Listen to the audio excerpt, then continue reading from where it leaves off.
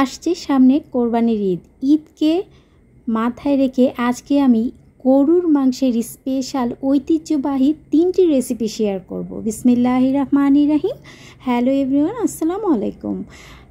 আর আজকে আমি উত্তরবঙ্গের জনপ্রিয় আস্ত রসুন দিয়ে হাতে মেখে গরুর মাংস এবং গরুর মাংসের আলুঘাটি আর খুলনার চুই ঝালের রেসিপি শেয়ার করব। আর এত মজার এই রেসিপিগুলো গরুর মাংসের, আপনারা অবশ্যই কোরবানির ঈদে এইভাবে গরুর মাংস রান্না করে খেয়ে দেখবেন, খুবই ভালো লাগবে। প্রথমে আমি শেয়ার করব উত্তরবঙ্গের জনপ্রিয় হাতে মেখে আস্ত রসুন দিয়ে গরুর মাংসের রেসিপি। হাড় চর্বি সলিড মাংস নিয়েছি 1.5 কেজি। অবশ্যই কিন্তু চর্বি সহ মাংসগুলো নিতে হবে, হাড় চর্বি মিক্স থাকতে হবে। 1.5 কেজি মাংসের জন্য 1.5 টেবিল চামচ করে হলুদ গুঁড়া, মরিচ গুঁড়াটা আমি 2 টেবিল চামচ দিয়েছি। আর দিয়েছি 1 টেবিল চামচ 1.5 টেবিল চামচ করে জিরা গুঁড়া, ধনে গুঁড়া, 1 টেবিল চামচ মিষ্টি মৌরি। আর নিয়েছি আমি মেথি, এখানে আস্ত গরম মশলা 1.5 টেবিল চামচ করে, আদা রসুন বাটা আর একটা স্টার এনাস, কালো এলাচ লাগবে আমার, সরিষার তেল 1 কাপের মতো, আলু নিয়েছি বড় সাইজের, আর রসুন নিয়েছি আস্ত। আপনারা চাইলে ছোট যে দেশি রসুনগুলো আছে ওগুলো দিয়েও রান্না করতে পারবেন। এখানে আমি বড় রসুনগুলো নিয়েছি, রসুন উপরে খোসাটা ফেলে ধুয়ে নিয়েছি। এখন আমি মাংসটা প্রথমেই মেখে নিব। এই জন্য আমি 1.5 কাপের মতো পেঁয়াজ কুচি, 1.5 টেবিল চামচ আদা রসুন বাটা আর 1.5 টেবিল চামচ করে হলুদ, মরিচ, ধনে, জিরা গুঁড়া আর আস্ত গরম মশলার গুঁড়া আর 1/2 কাপের মতো আমি সরিষার তেল, সামান্য লবণ দিয়েছি।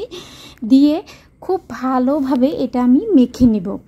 এই যে আপনারা দেখতে পাচ্ছেন। আর এই মাংসটা মাখার উপরই কিন্তু অনেক টেস্ট চলে আসে। আর হাতে যে মশলাটা লেগে আছে সেটা ধুয়ে আমি প্রায় সামান্য একটু পানি আমি এই মাংসের মধ্যে দিচ্ছি, শুধু মশলাটা ধুয়ে নিয়েছি। এখন আমি যে কাজটা করব, আমি কিন্তু এটা ম্যারিনেশন করে রাখছি না, আপনারা চাইলে এইভাবে মেখে কিছুক্ষণ রেখে দিতে পারেন।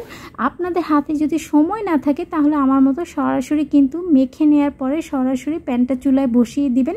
তারপর এইভাবে কষাতে থাকতে হবে। তারপর গরম পানি দিয়ে এটা সিদ্ধ করে নিতে হবে। গরুর মাংস সিদ্ধ হতে কিন্তু একটু সময় লাগে।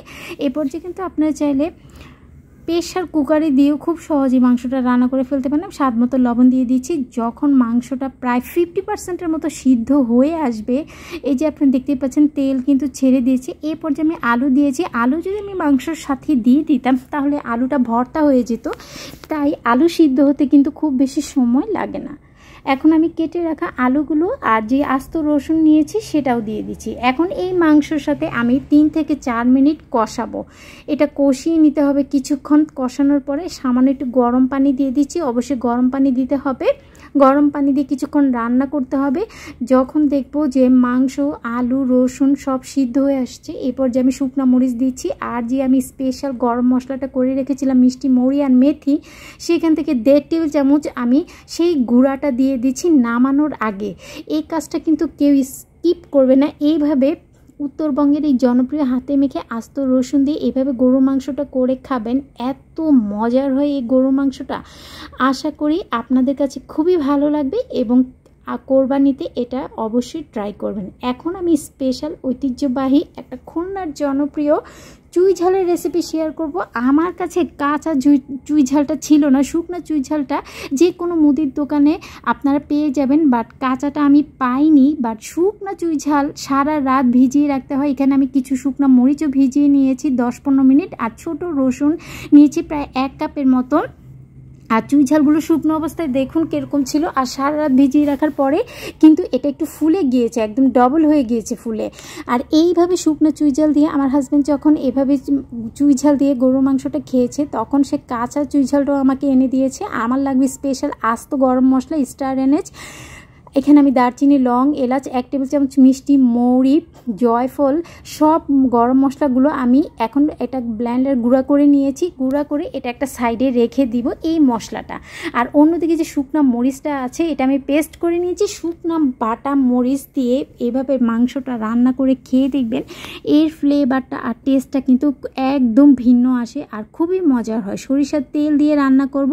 তেজপাতা দিয়ে দিচ্ছি আর 1 কাপের মতো পেঁয়াজ দিচ্ছি। অথেন্টিকভাবে চুই ঝালে কিন্তু এই এটাতে আপনার পেঁয়াজ কুচিটা, পেঁয়াজ দেয় না, পেঁয়াজটা স্কিপ করে, বাট আমার কাছে পেঁয়াজটা দিলে মনে হয় এর টেস্টটা আরও অনেক দ্বিগুণ হয়ে যায়।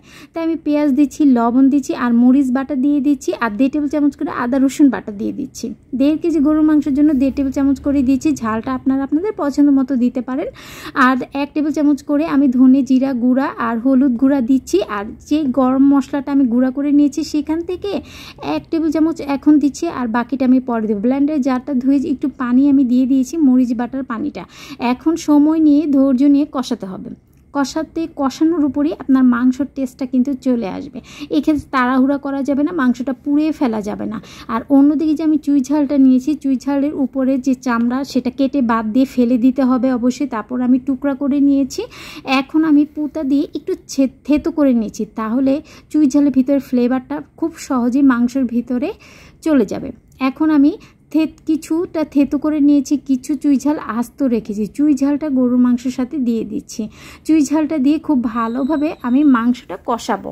একটু সময় নিয়ে আস্তে আস্তে কষাতে হবে যেন চুই ঝালের ফ্লেভারটা মাংসর ভিতরে পুরোভাবে ঢুকে যায়। এখন আস্ত রসুন দিয়ে দিচ্ছি। রসুন দিয়ে খুব ভালোভাবে মাংসটা কষাতে হবে।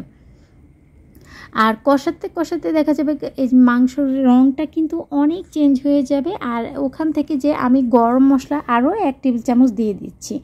তারপর যখন মাংসটা কষানো হয়ে যাবে, এ পর্যায়ে কিন্তু অবশ্যই পানি দিবেন। গরম পানি দিয়ে মাংসটা সিদ্ধ করতে হবে। এই যে দেখুন মাংসর কালারটা দেখুন কতটা সুন্দর হয়েছে। এটা কিন্তু এখনও রান্না হয়নি, আমি আরও কিছুক্ষণ রান্না করব।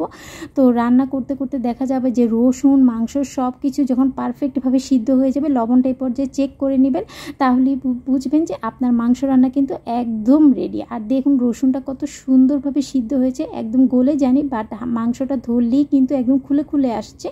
অবশ্যই একবার ট্রাই করবেন। এখন আমি উত্তরবঙ্গের জনপ্রিয় আলু দিয়ে গরুর মাংসের রেসিপি শেয়ার করব। এটা এতটা মজার, পোলাও ভাত খিচুড়ি এক পদ দিয়ে সারা বেলা হয়ে যায়।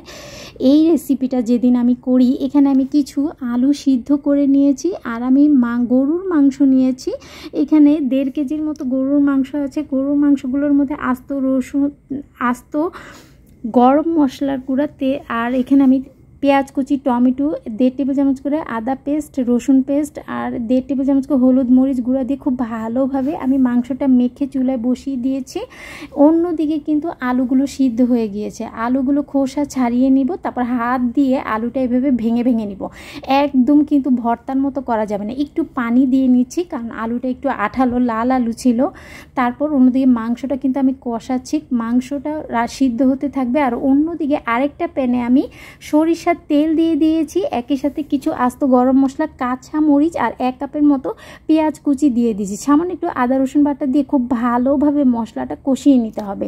একটু পানি দিয়ে হলুদ মরিচ গুঁড়া, ধনে গুঁড়া, জিরা গুঁড়া দিয়ে মশলাটা কষিয়ে নিচ্ছি। অন্যদিকে কিন্তু মাংসটা রান্না হচ্ছে।